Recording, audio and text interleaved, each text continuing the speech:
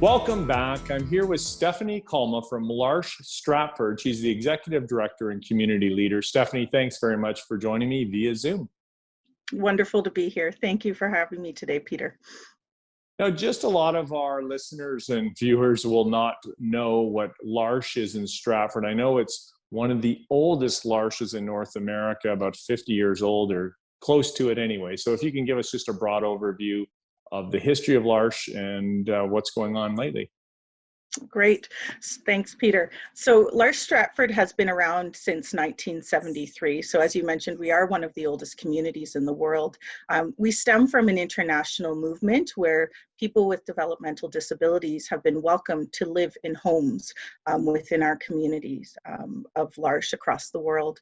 And so early on, we were established as a community where assistants live in the home with people with developmental disabilities. And so from there, things have grown and evolved and changed. We started our first home with one person living in a home early on in our early days, and now have grown to a community and an organization that is much broader than that. So currently we provide supports for people with developmental disabilities, and some of our assistants still live in homes with people with disabilities. And in other situations, we have people who live out roles, as we would call them, within L'Arche. And so they spend time throughout the days doing activities with people in the community as well. So, What does live out roles mean? Sorry, just for live clarity. out roles would be somebody who lives maybe in a home with their family, but then comes into a L'Arche home to provide support, or maybe comes to do something with one of our members with developmental disabilities out in the community, things like that. So. So you have housing which ranges from homes to apartments to semi-detached homes. So the goal is to get people with developmental disabilities to live on their own independently. If I could summarize, is that really what's going on? Yeah, so we have what we would call our core homes, where there are people who need 24/7 supports, and but we also have what we would call a supported independent living program.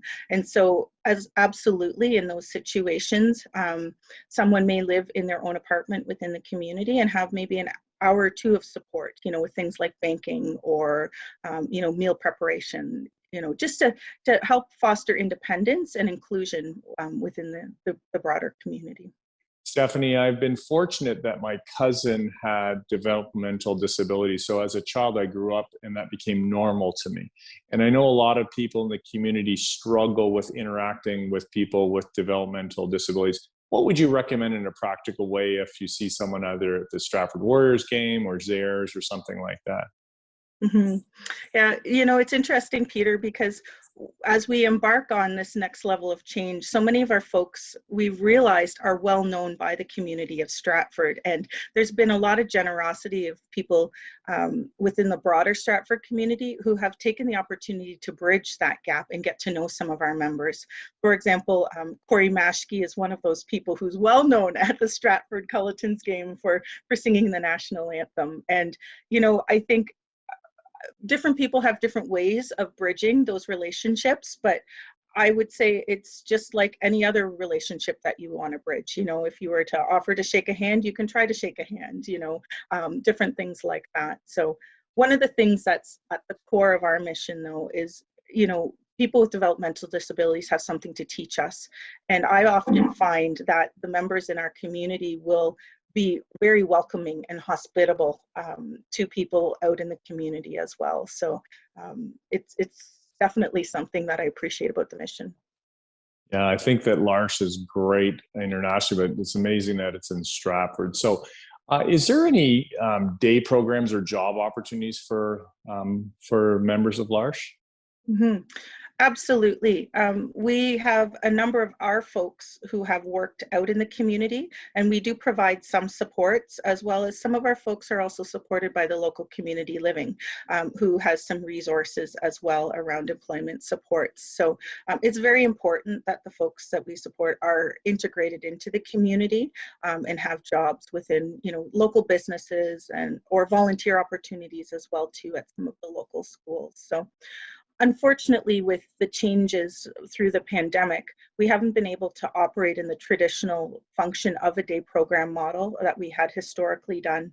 But that actually sets us into a really good position for the new phase of growth that we're moving towards with our property at 426 Britannia Street. We want to move to more of an activities-based model where people with and without disabilities can participate in activities together.